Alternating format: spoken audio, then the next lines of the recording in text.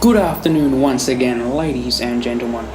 Welcome to qualifying for the Malaysian Grand Prix, round 15 of this PRL season. Across the line we come to complete our banker.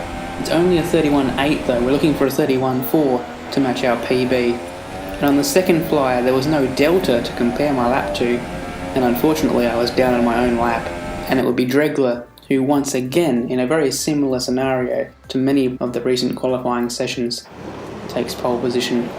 And of course he's on a roll recently. 3 straight victories means my championship gap is actually about half what it was just 3 races prior. So the Williams driver, with a fairly good start, maintains the inside line, but goes a bit deep into turn 1, and there's an opportunity for me to take the lead here. He's actually gone completely off the track and may lose further positions. Yes, it looks like the Renault of Craig is up to P2. I didn't actually realise he was so close to me, and that almost ended in tears for both of us, and that would have been my mistake. Thankfully, our contact was minimal, and with some defence into turn 4, I maintained the lead over Craig, and indeed, for the rest of the lap, it would be a fastest lap on lap 2. However, Dreglar, not content to see me getting away, would pass Craig into the final corner on lap 4, and it was race on between the two of us. He would catch up on the next lap with the fastest lap himself, but then a difference in strategies would really change up the way this race went. He went in at the end of lap 7, clearly putting himself onto a 2-stop strategy. Later I realised he didn't actually believe a 1-stop would be possible on the tyres that I chose. The gap to the car behind is 7.0 seconds. Maznat had started on the mediums, and Danny Rocks gave him position 2 when she pitted on lap 9. Dreglar was catching up all the meantime, but I stuck to my guns.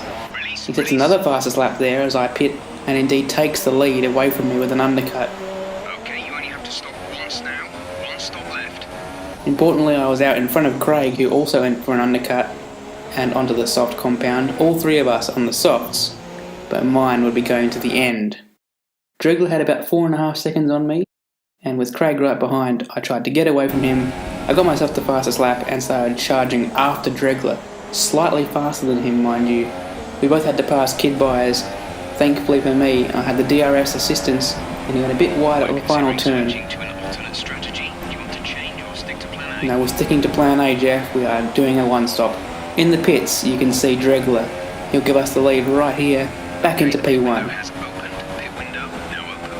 No, it hasn't, Jeff. Shut up. Maznat was also in on this. Dreglar and he both were now in the top 3 as they both passed Craig, and tyre wear was my enemy. Not many laps to go, but my tyre wear was actually too high. The gap was coming down to all of them. Unfortunately for Craig, who'd been mixing it with the top guys, he would retire with a tyre blowout, I think. And with 3 laps to go, I only had about 6% worth of wear to play with before that puncture mark came at 75%, and there you can see I only have 2% to play with 1 lap to go. The gap was coming down all the meantime, and 74% with 2 sectors to go. It was going to be close. However, I had been managing the gap, conserving tyres, and despite that little bit of a sideways moment there at the penultimate corner, I should have this, and in fact it looks like position 2's the closer fight. On the map you can see Maznat defending from Dreglar into the last corner, who would take P2. As long as we don't get a puncture around this last corner, we should be pretty safe in P1. The dots come close together, but it looks like Maznat has held Dreglar off the charging Dreglar on those super softs, and it would be first for us for the 5th time this season. Maznat helping us in the championship, staying in front of Dreglar there for P2. He'd made the mediums to soft strategy work. And here is Danny Rocks, another 4th place for her, still looking for that first podium of the season. But Sauber 1 step closer to the Constructors' Championship with a fantastic result for her, and Kid Byers in the background weaving. The Saubers flying in formation on the cooldown lap as well. You can see them pulling alongside. That's actually due to the fact that we ran out of fuel at different points in the cooldown lap, so that's a coincidence in itself. Either way, as you can see, Dreglar, he was very bemused by the fact that we got those tyres to the end, and they are pretty worn, as you can see there. I'm very delighted with that though. Absolute banger of a victory. A cool and calculated one rather than a massive battle. I've been Jacko.